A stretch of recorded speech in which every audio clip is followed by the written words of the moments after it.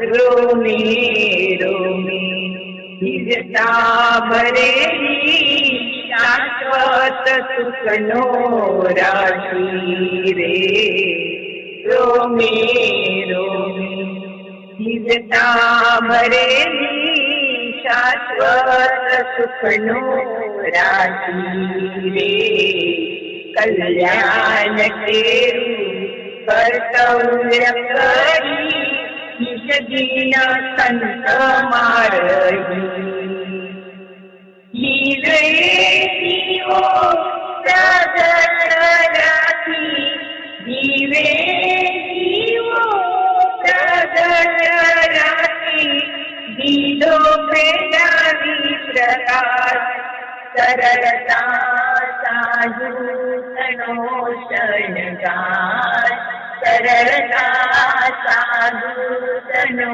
શણગાર અખિલ બ્રહ્માંડે સાધુના શોભે અખિલ બ્રહ્માંડે સાધુના શોભે નમ્રતાની તરસુદી અલમા સમૃદ્ધિ યોગી રાજ સરળતા સાધુ તનો શણગાર સરળતા સાધુ તનો શણગાર સજાનંદ સ્વામી મહારાજની જય સજાનંદ સ્વામી મહારાજ કી જય જય જય धाम धामी मुक्तो की जय जय जय सर्वगुणातीत स्वरूपों की जय जय जय मुक्ताक्षर पुरुषोत्तम की जय जय जय जे उत्पत्ति तथा स्थिति लय करे वेदो स्तुति उच्चरे जेना रोम सुछिद्रमाणु समा ब्रह्मांड कोटि फरे माया काल रवि शशि सुरगणो आज्ञान लोपेक्षण एवाक्षरधामनाधिपति श्री स्वामी नारायण वाणी अमृत थी भरी मधुसमी संजीवनी लोकमा दृष्टि मां भरी दिव्यता निरखता सुदिव्य भक्तो बधा हૈયે હેત ભર્યું મીઠું જનનીસુ નેહાસ્ય મુખે વસ્યો તે શ્રી જ્ઞાનજી યોગી રાજ ગુરુને નિત્ય નમો ભાવસું જેની અમૃતવાણી તો વહી રહી સાક્ષાત મહિમા રૂપે જેની બ્રાહ્મી સ્થિતિ અહોલીન કરે શુભવ્ય અક્ષર પદે શરણાગત નિજ અલ્પ જીવ સહુના શ્રેયાર્થ તત્પર રહે કાકા સ્નેહલ સિંધુ દિવ્ય વિભુને હૈયું તો વંદન કરે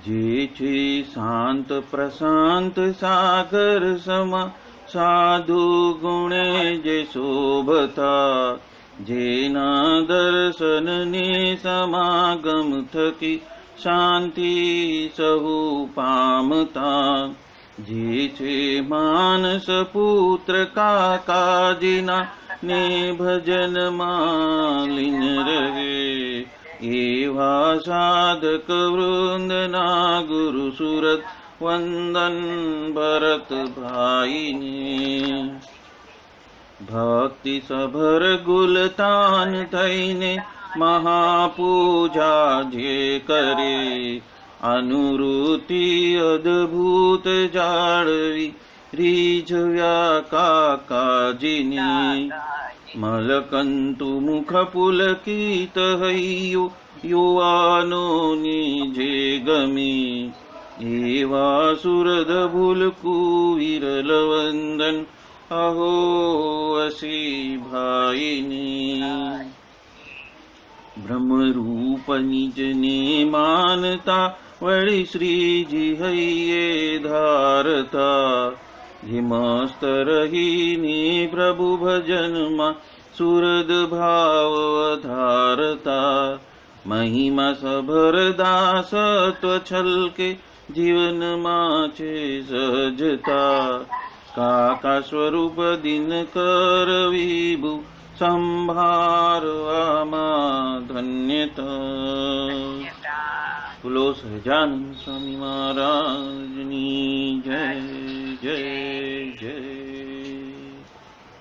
महाराज की जय जय जय।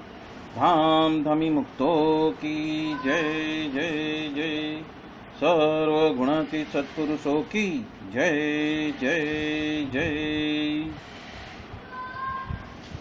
आज हम गोपालानंद स्वामी की बातें प्रकरण 5 और बात 84वीं ले रहे हैं।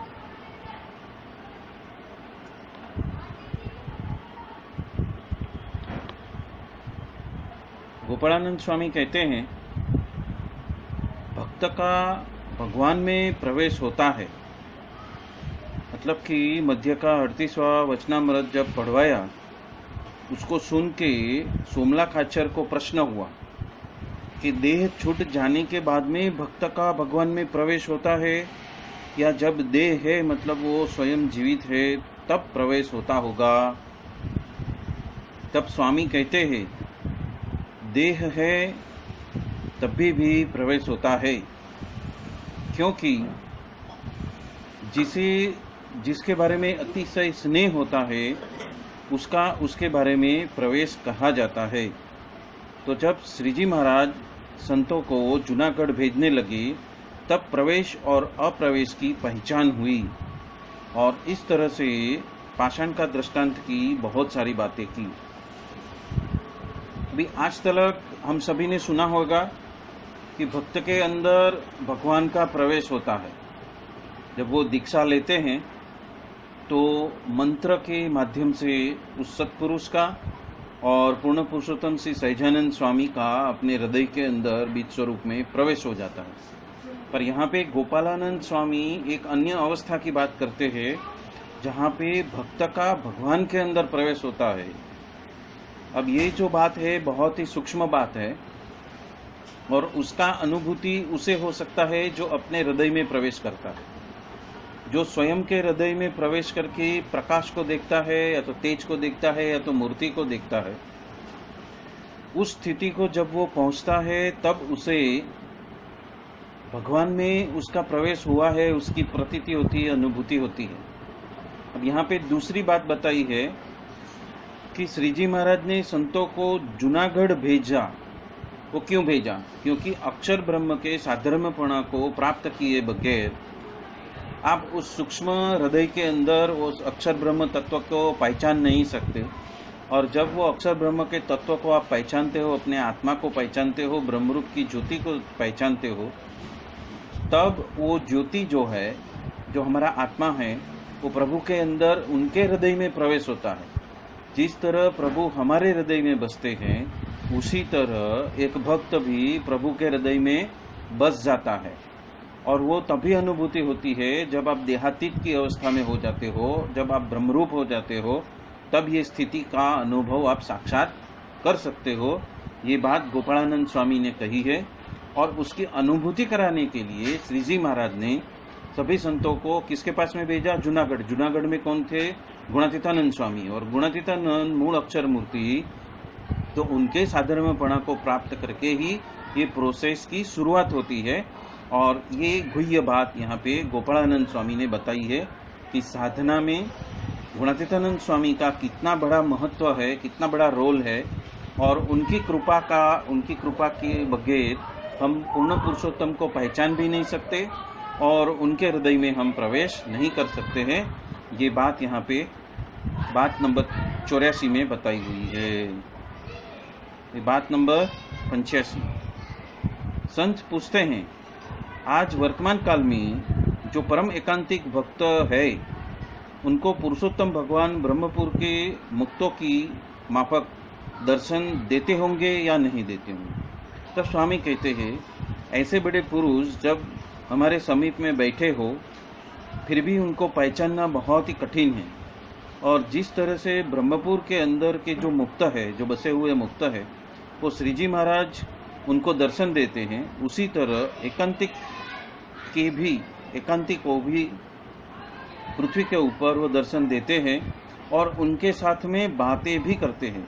और यदि कोई क्रिया भक्त को नहीं आती है तो वो भक्त को वो सिखाते भी है, और वो भक्त को कोई बात यदि पूछनी हो तो वो पूछ भी लेते हैं। ऐसे इस सत्पुरुष तथा भगवान को अति साधर्मपणा बरतता है।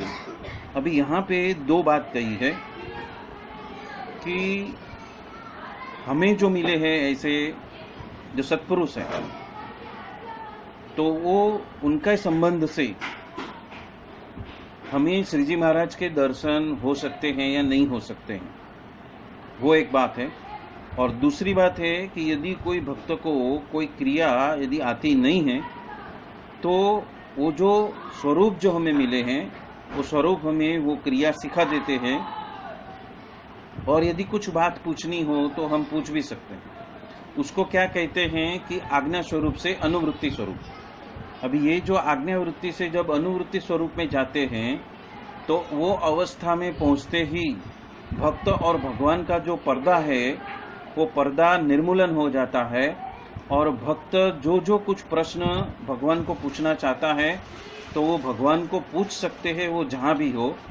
और वहाँ से भगवान का जो आंसर है, भगवान की जो मर्जी है, वो उसको अंदर से अपने हृदय में एक वाणी के माध्यम से उसे प्रतीत होती है। जिस तरह हम इस स्थूल कान से बाह्य संसार के सारे शब्द सुनते हैं, उसी तरह हृदय के अंदर जो पश्यंती वाणी है, उस पश्यंती वाणी के माध्यम का जब हम उपयोग करते हैं तो भगवान की जो परावाणी है वो हमारे अंतर में प्रविष्ट होती है, और उसको हम समझ सकते हैं कि भगवान की मर्जी क्या है या तो भगवान हमें क्या बताना चाहते हैं। और इसका जो विस्तृत वर्णन है वो अस्खलित मंगल कृपा धारा में प्रकरण 1 में काकाजी महाराज ने बहुत विस्तार से उसकी बातें कही है।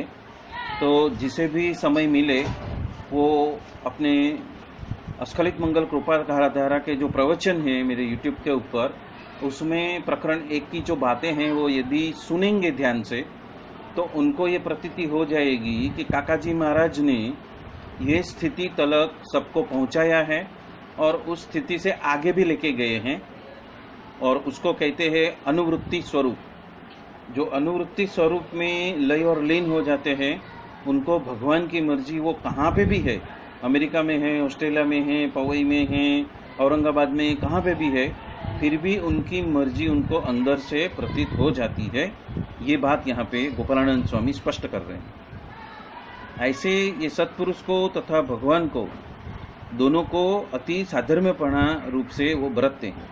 और जिस तरह से अति हेत वाले दो मित्र हो और जैसे कोई बात का उनको अंतराय रहता नहीं है, उसी तरह ये भक्त भी श्री जी महाराज के बारे में अतिशय स्नेह के वजह से जो जुड़ गए हैं, तो उसके वजह से परस्पर उनको कोई भी बात का अंतराय रहता नहीं है। मतलब कि अभिन्नता, दोनों एक रूप हो जाते हैं, दोनों अभिन्नत्व में आ जाते हैं, और मैं का ह्रास हो जाता है जब भक्त का, तो भगवान ही संपूर्ण अस्तित्व का कायापलट कर सकते हैं।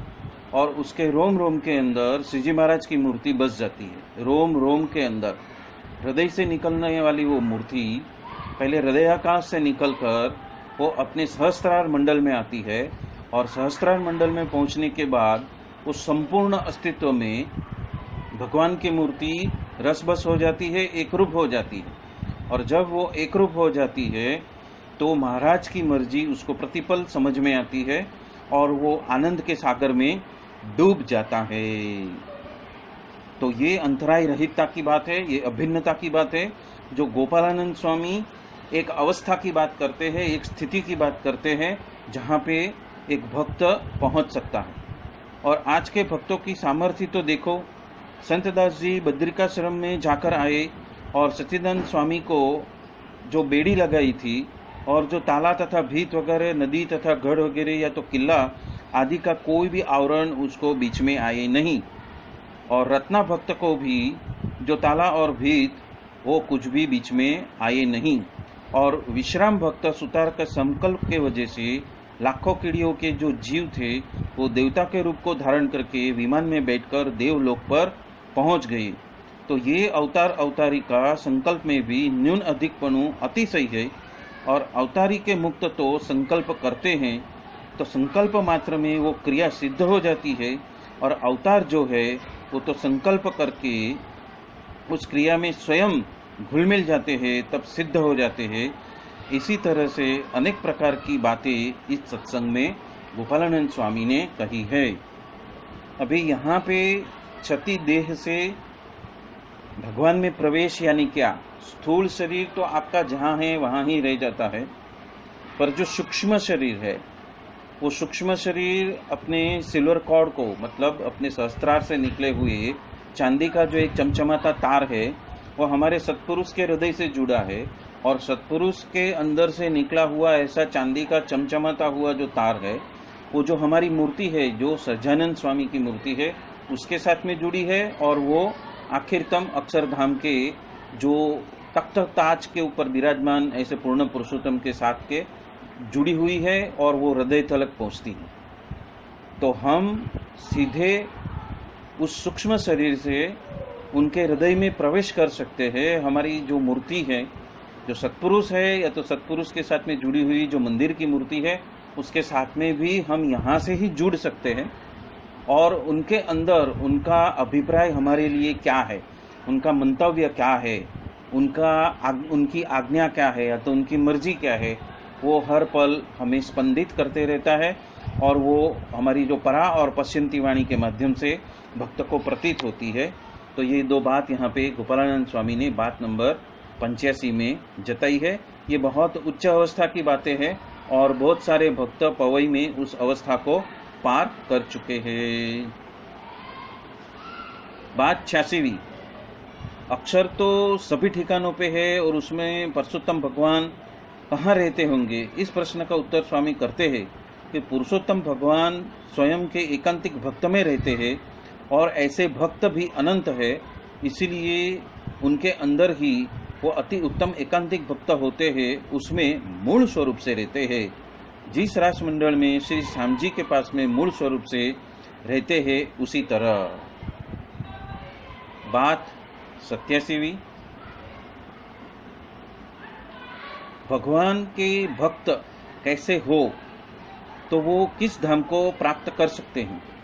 उत्तर ये दिया है कि भगवान की दृढ़ उपासना और एकांतिक धर्म, ये दोनों जिसमें संपूर्ण होता है, तो देह रखने के बाद वो अक्षरधाम को प्राप्त करते हैं। और धर्म के विषय यदि कसर हो तो मूल पुरुष को वो प्राप्त होते हैं, और ऐसे भी ज्यादा सवासनिक हो तो प्रधान पुरुष के तथा तो वैराज पुरुष आदि को वो प्राप्त करते हैं। और जिसको इस दोनों में भी कसर हो तो वो ब्रह्मादिक देव जैसा होता है, और गुण बुद्धि वाला हो तो साधु की सेवा चाकरी करता हो तो वो इंद्र जैसा होता है। क्योंकि सारंगपुर के 11वें वचनामृत में श्री जी महाराज ने बताया है कि 5 साधन संपूर्ण हो तो अक्षरधाम को प्राप्त कर सकता है, और कोई अंग में न्यूनता हो तो उसके बगैर तो अन्य भगवान के धाम में उसको जाना है, और अति सवासनिक हो तो देवलोकादिक को वो प्राप्त करता है। मतलब यदि कुछ हमारे अंदर कमतरता है, जैसे कि वैराग्य है, श्रद्धा है, ब्रह्मचर्य है, अहिंसा धर्म है और आत्मनिष्ठा की यदि कमी हो, तो हम अन्य देवलोकादिक धाम को प्राप्त करते हैं। ये बात यहाँ पे गोपालानंद स्वामी हमें जता रहे हैं।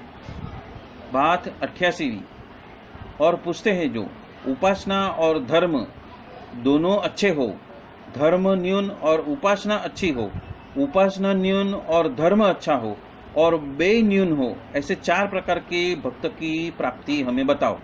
तो उसका उत्तर स्वामी कहते हैं कि उपासना और धर्म जिसका संपूर्ण हो वो तो अक्षरधाम को प्राप्त कर लेते हैं, और धर्म न्यून हो तो प्रकृति पुरुष के धाम की प्राप्ति होती है, और धर्मनिष्ठा अधिक हो तो ऋषि के लोक की प्राप्ति होती है। और दोनों में कसर हो तो ब्रह्मादि 3 देव के धाम की प्राप्ति होती है। और यदि उपासना तो हो पर अक्षर का महिमा अधिक समझता हो तो वो भक्त अक्षर में लीन हो जाता है। तो ये बातें सब हमें ध्यान में रखनी है ताकि हमारा डेस्टिनेशन क्या है और हम उसको इसी जन्म में कैसे प्राप्त करेंगे, उसका हमें गहरा चिंतन मनन हम सभी को करना है। मुक्त की तारतम्यता का भेद बताए है। अनंत कोटि वैराट पुरुष का तेज जब मिलता है तब महाविष्णु का एक रोम में कोटिवें भाग के बरोबर होता, और ऐसे अनंत कोटि महाविष्णु का तेज जब एक होता है तो वो महापुरुष के एक रोम के कोटि के भाग में वो लीन हो जाता है। और ऐसे अनंत कोटि महापुरुष का तेज हम जमा करते हैं तो अक्षर के जो साधारण मुक्त है उसके एक रोम के कोटि के भाग के अंदर वो लीन हो जाते हैं।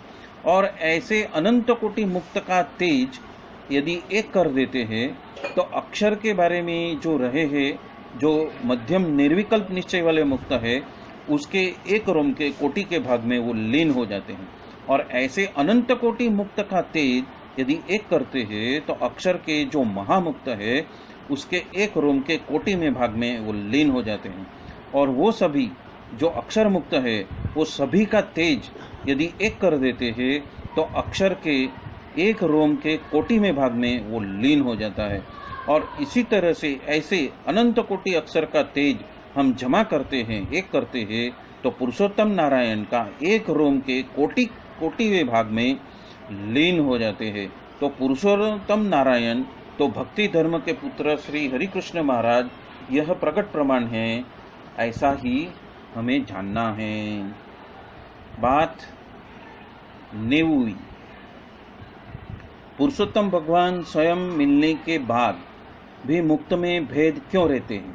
तो उसका कारण यह है कि जिसे जैसा ज्ञान वाला वक्ता मिलता है वो ऐसे ज्ञान को प्राप्त करता है, और जिसको उत्कृष्ट ज्ञान वाला वक्ता मिलता है तो उसके वजह से वो उत्कृष्ट ज्ञान को प्राप्त करता है। और ऐसी रीत से जो पुरुषोत्तम भगवान के स्वरूप को यथार्थ जानने में यदि फर्क रहता है तो उसका कारण ये है कि उसके पूर्व जन्म में बीज बल में उत्तम मध्य के कनिष्ठ ऐसा भेद था। इसीलिए जो मंद बीज वाला होता है वो तो अन्य अवतार को पुरुषोत्तम जानता है, और जो मध्यम बीज वाला जो होता है उसको तो अवतार अवतारी को जानता तो है, वो भेद तो पता है, पर यथार्थ जैसा है वैसा वो उसको प्रतीत नहीं होता, उसके अंदर किंचित फर्क रह जाता है। और उत्तम बीज वाला जिसके पास में होता है उसको तो उत्कृष्ट वक्ता को प्राप्त होता है, और वो पुरुषोत्तम है, जैसे है वैसे उसको जानता है। इसीलिए उत्कृष्ट ज्ञान जिसको होता है, ऐसा जो बड़ा एकांतिक साधु उसका जिसका संग है उसे तो फेर रहता है और उसके बीज बल में भी फेर है, ऐसा जानना। तो ये यहाँ पे इसी बात नेऊ के साथ में मुक्त के भेद की बात यहाँ पे संपन्न होती है, और इसी के साथ में आज का ये वक्तव्य भी मैं यहाँ पे संपन्न करता हूँ, और इसी के साथ में प्रकरण 5 की बात भी यहाँ पे संपन्न होती है। बोलो सहजानंद स्वामी महाराज की जय जय जय। धाम धामी मुक्तो की जय जय जय। सर्व गुणातीत स्वरूपों की जय जय जय। स्वामी नारायण स्वामी नारायण।